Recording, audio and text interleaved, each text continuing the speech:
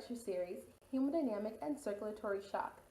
In the next few segments, we will review 4 major types of systemic shock that can greatly affect a person's hemodynamic stability. They are all characterized by inadequate tissue perfusion that may result in in-organ dysfunction. In the next few segments, we will review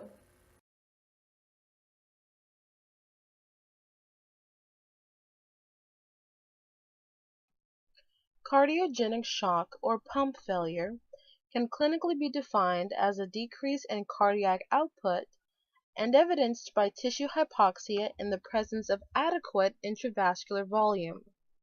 It is the number one cause of death in acute myocardial infarctions, with untreated mortality rates as high as 70 to 90%. It is the most severe clinical expression of left ventricular heart failure. Some causes for cardiogenic shock can be seen in the image here. Some other details include systolic dysfunctions such as myocarditis, respiratory acidosis, and cardiotoxic drugs, diastolic dysfunctions from hypertrophy or ischemia, valvular dysfunctions from regurgitation, rupture, or stenosis, cardiac arrhythmias, coronary artery disease, and any mechanical complications including septal defects and atrioventricular blockers. Distributive shock is caused from excessive vasodilation and the impaired distribution of blood flow.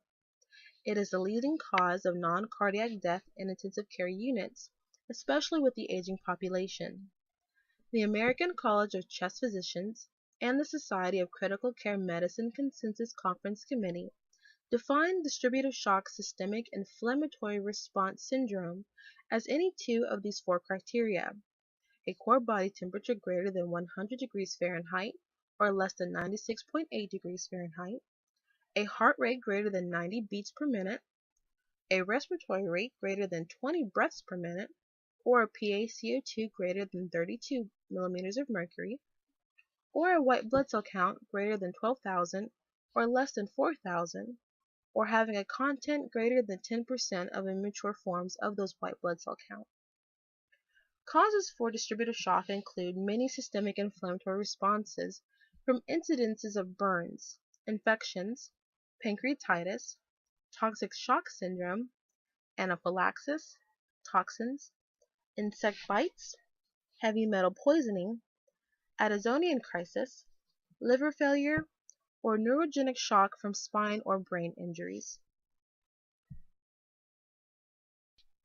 Septic shock, the most common form of distributive shock, is a life-threatening dysfunction defined by persistent hypotension or low blood pressure, requiring vasopressors to maintain an arterial pressure at or above 65 millimeters of mercury and a serum lactate level greater than 2 millimoles per liter, despite adequate volume resuscitation. Septic shock from septicemia is a state of microbial invasion from an entry point into the bloodstream, causing signs of illness. It's important to note that not every person with septic shock necessarily has to have a bacterial blood infection. Many causes for septic shock includes bacterial infections from damaged tissue and opportunistic pathogens. Septic shock can originate from many of the causes of distributive shock, especially those that result in weakened immune responses. Obstructive shock is the fatal obstruction of blood flow into or out of the heart, causing insufficient blood supply to body tissues. Important causes of this horrible disease includes cardiac tamponade, pulmonary embolism, tension pneumothorax, aortic stenosis, and aortic coarctation.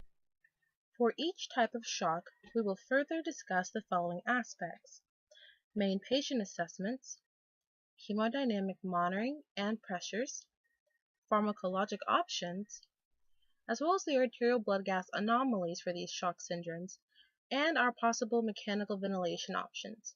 Stay tuned!